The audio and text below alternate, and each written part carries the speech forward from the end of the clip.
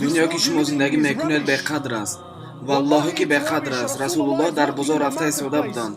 شما تصور کنید رسول الله همراه صحابگان در قدر یک گوسفند مرده رو میبینند. بوی بد میکرد، اطراف پر از پشه، هیچ کسی نزدیک نمیشد. و صحابگان گفتند کدام از شما به یک درهم این را از من میخرد؟ یک درهم کی میخرد؟ صحابگان گفتند یا رسول الله ما را چیکار میکنیم؟ پیامبر گفتند گیرید، در عوض چیزی ندهید، گیرید رایگان، گیریم به پول. صحابگان گفتند یا رسول الله اگر این زنده می بود این سر نقصان بود، حاضر این هم مرده است و هم بوی بد دارد، با شما میخواهد که ما را گیریم؟ گفتند قسم به خدا من حبیب شما هستم و گوش اندازید به پیامبرتان. قسم به عظمتی خدا این دنیا و چیزی که در آن است پستر از در نزد الله در مقام و جا نظر به این گوسفند. و ما امت را فراموش کردیم، دنبال شکوه و زیبایی دنیا سرگردان گشتیم. روید بینید حالت را. برادرای عزیز این وظیفه شما است. حبیب شما پیامبر شما صلی الله علیه و سلم برای چی شب گیره میکردند؟ برای چی گریه میکردند وقتی که مقام المحمود برایشان داده شده بود که راست به جنت میروند؟ شبا برای ما و شما گریه میکردند برای که میدونستند بالای ما این روزها میبیاید. در اوربان که در ونگری است، والله العظیم در اوربان یک مسلمان از لبنان که پدر است با دختر خودش که 7 ساله بوده است همخوابگی کرده است. استغفرالله العظیم. البته برادر اگر دعوت در این دنیا نباشد دیدن احوال ما چی می شود؟ وظیفه هر یک شما دین الله را برقرار دادن در روی زمین است. امت اسلام دوره سخت را گذرانیده ایستاده است. میدونید عجایب در چی است؟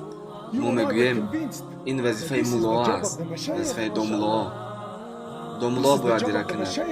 نه برادر عزیز، این وظیفه تو است و امانت تو است. قسم میخورم به نام الله که شما از این پرسیده میشوید در روز قیامت. حدیث رسول الله صلی الله علیه و سلم است که الله فرشته را روان کرد تا یک شهر را ویران کند. برای شهر را ویران کردن یک فرشته روان کرد. فرشته آمد و دید که در شهر یک خداپرست است و بید خیلی سخت. فرشته حیران شد و نزد الله سبحانه و تعالی رفت و گفت یا الله فرمان دادی که شهر را ویران کنم، ولی در اون شهر یک عابدی است که از عبادت تو دست نمیکشد. این فرشته است که تنها چیتر خدا را عبادت کردن را میداند و او شاهدی داد که حقیقتا این انسان عابد است. الله چه گفت؟ از همون شخص نابود کردن را صبر کن. برای چی؟ برای که او وضعیت و حالت مسلمانان را دید و ولی چرا انتخاب کرد؟ در خانه نشیند و عبادت را دوام دهد. نه برادر ما وظیفه داریم، ما جوابیاری داریم، ما امانت داریم.